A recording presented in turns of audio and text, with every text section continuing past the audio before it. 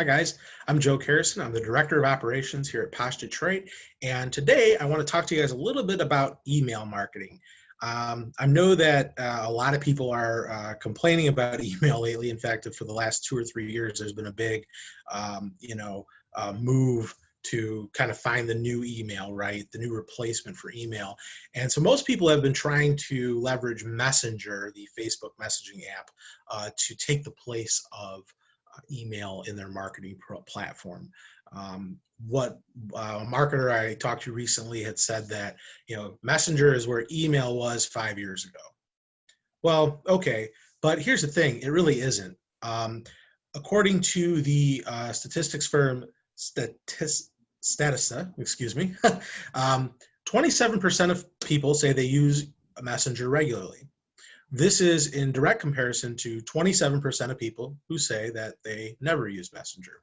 So an equal number of people use Messenger regularly and never use it, and then there are, smaller increments that use it at varying frequencies. So what does that mean? Well, what it means is that it's far less than the 79% of people who say that they check their email daily. So number one, you're still not getting in front of the people that you want to get in front of and the number of people that you want to get in front of. Recently here at Posh, we had a couple projects that we've been working on, and I kind of wanted to highlight what's been going on with those. So for one, we built a CRM out for a client of ours, and we had we put in emails into the CRM. Those emails had a 29% open rate, which open rate isn't really all that important anymore because, I open emails all the time when I delete them. That's how I usually do things. But what I think is most important is that they received 10 positive responses.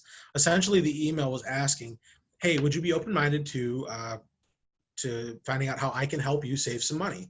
And 10 people said, absolutely, I would.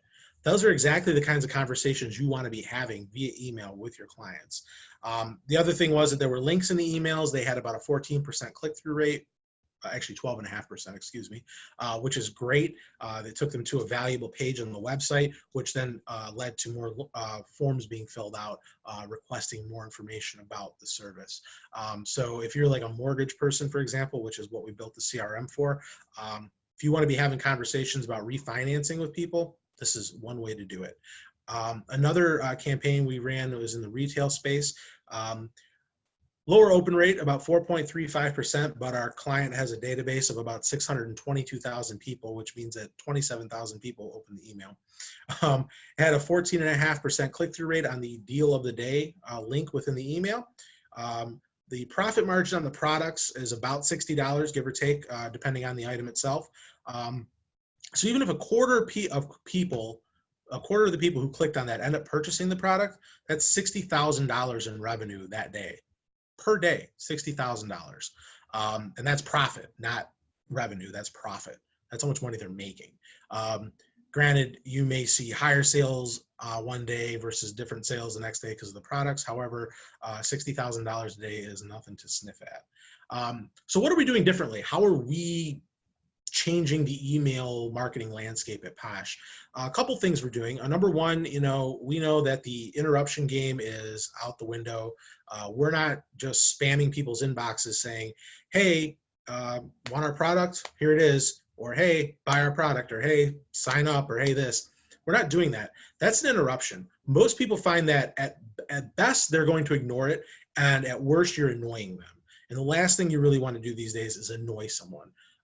Taking up somebody's valuable time, which, as we know, more and more is limited for most people, you don't want to be doing that. And so it's much better to be able to obtain their permission prior to sending an email. So how do you obtain their permission?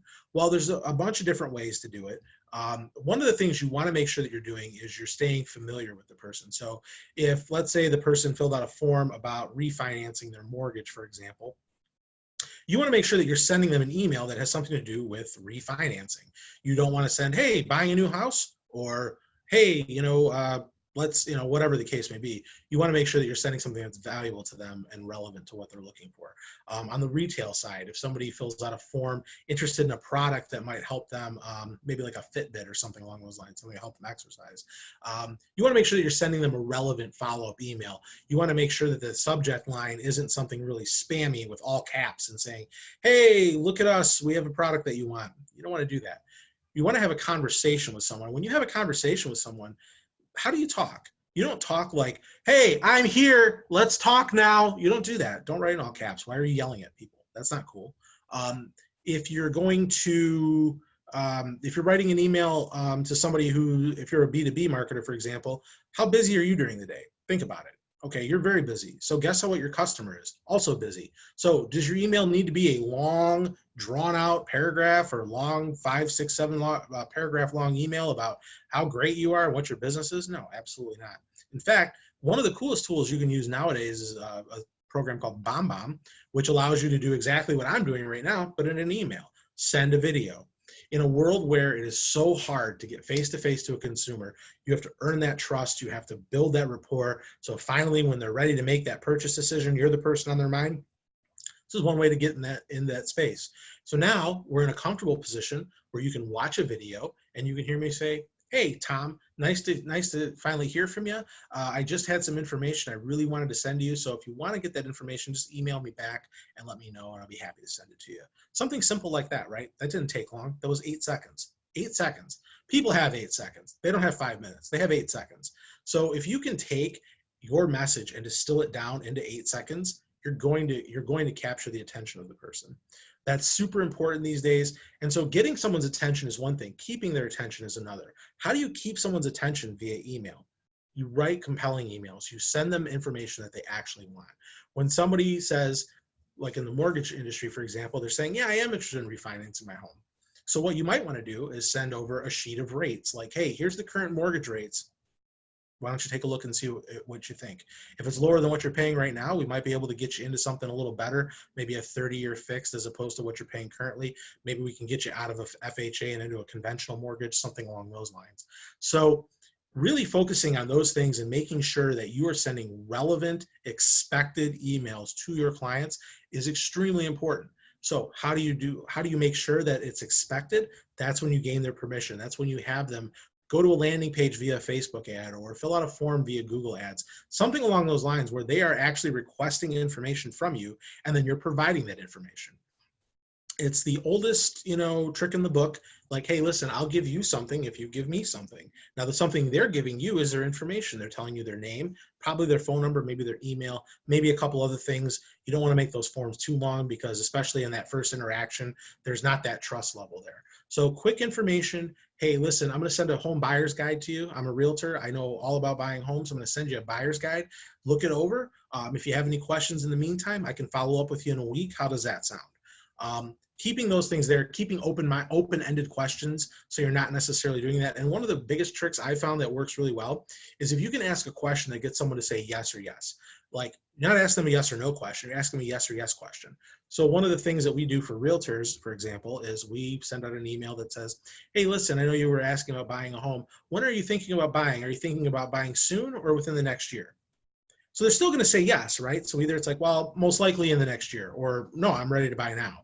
Okay, great. Either way, you then have an option to converse with the person in a more meaningful way. Once again, I just kind of want to recap real quick, just in case you're, fast forwarding through the video. While most people are claiming that email is dead, it really isn't. Email is still the most powerful, probably direct marketing tool that we have at our disposal.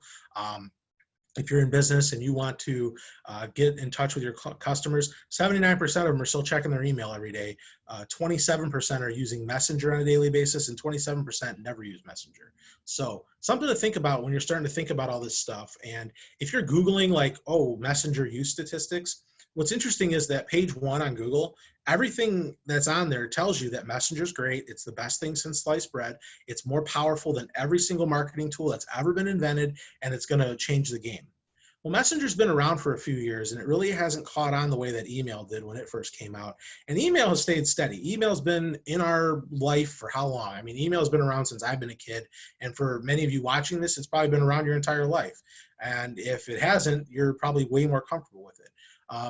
But all these websites that I see that say, Messenger, Messenger, Messenger, every single one of them is run by a company that builds messenger-based chatbots. So something to think about. We also do that here as well. We can program chatbots for you. So I'm not bashing chatbots over email, but what I am saying is that in the world right now that we live in, email still is the #1 direct marketing tool and will remain that for some time.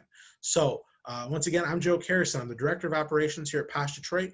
If you are looking to up your email game and get more conversations started with your clients, give us a call, send us an email. We'll be more than happy to go over your options and kind of let you know what we think we could do to help you.